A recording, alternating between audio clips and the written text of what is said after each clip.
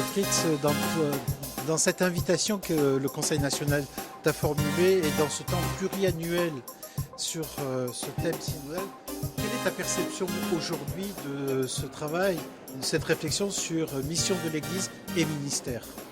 Je pense que la première chose à dire dans ce contexte, c'est de situer cette problématique dans l'ensemble de l'évolution des églises européennes.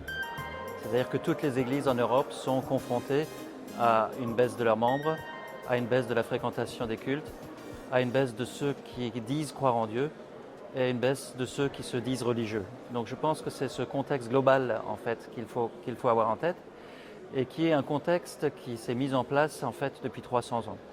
C'est-à-dire qu'il faut renoncer à l'idée qu'en 5 ans on pourra retourner d'une certaine manière la tendance.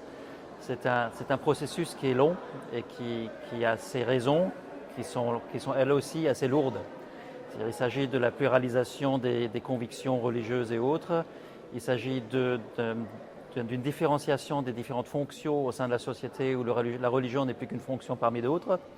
Et puis il y a l'émergence de l'athéisme et de l'agnosticisme dans nos sociétés. Ce sont des facteurs qui sont lourds. Alors à côté de ces facteurs, il y a quand même aussi, et ça me frappe dans ce que je vois ici, il y a un certain nombre aussi d'émergences de nouvelles manières d'être religieux, mais aussi d'être protestant. Et ça, c'est assez intéressant, c'est-à-dire qu'on voit qu'il y a des ministères spécialisés, mais aussi des ministères paroissiaux. J'ai des collègues en fait qui me racontent ça très fortement en fait pendant ces quelques jours, qui ont en fait un succès, y compris numérique. C'est-à-dire qu'il y a un certain nombre de gens qui se tournent vers le protestantisme. Alors c'est intéressant parce que j'ai repéré 5 groupes de personnes dans la matière. Et il y a les anciens protestants qui deviennent des nouveaux protestants. Hein. Et il y a les catholiques, par exemple divorcés, remariés, qui ne sont plus les bienvenus dans leur église, par exemple à l'Eucharistie. Il y a ceux qui viennent des églises libres et qui vivent une deuxième conversion qui les conduit en fait vers des églises plus ouvertes. Et puis il y a les gens qui sont originaires des églises de migrants. C'est-à-dire que le phénomène en fait de la migration est extrêmement fort dans la problématique contemporaine du protestantisme. Il faut fortement en tenir compte et ça m'a frappé dans une des interventions tout à l'heure. On ne peut plus considérer la situation du protestantisme en France en faisant abstraction de la situation globale. N'est-ce pas ?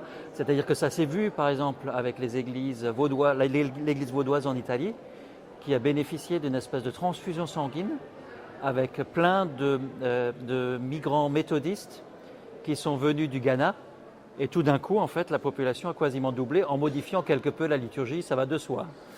Et puis il y a les derniers en fait qui apparaissent et qui sont moins présents à certains lieux et à d'autres. C'est ceux qui viennent de nulle part.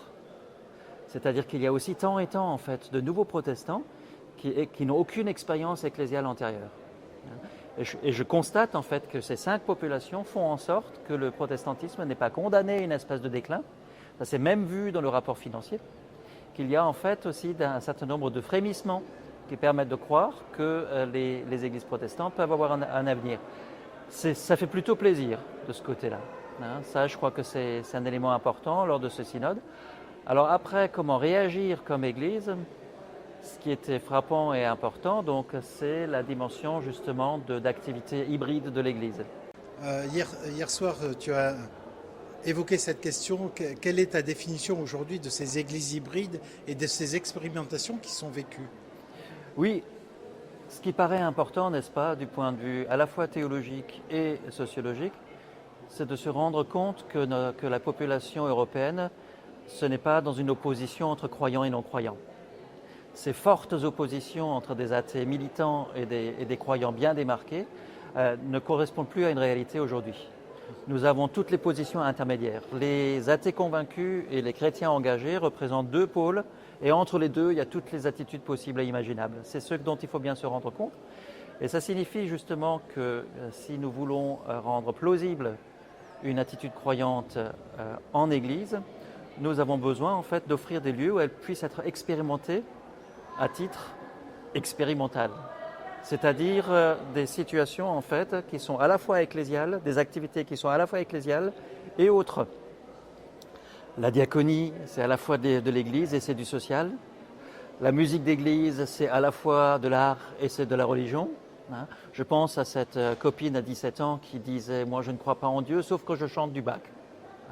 À ce moment-là, elle pouvait éprouver la plausibilité de l'attitude croyante.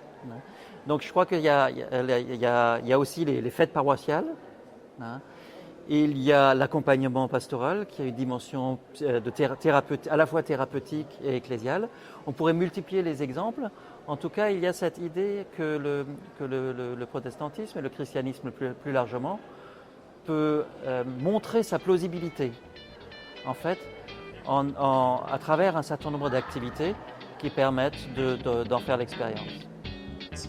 C'était une interview du professeur Fritz Lénard, qui est enseignant en théologie pratique.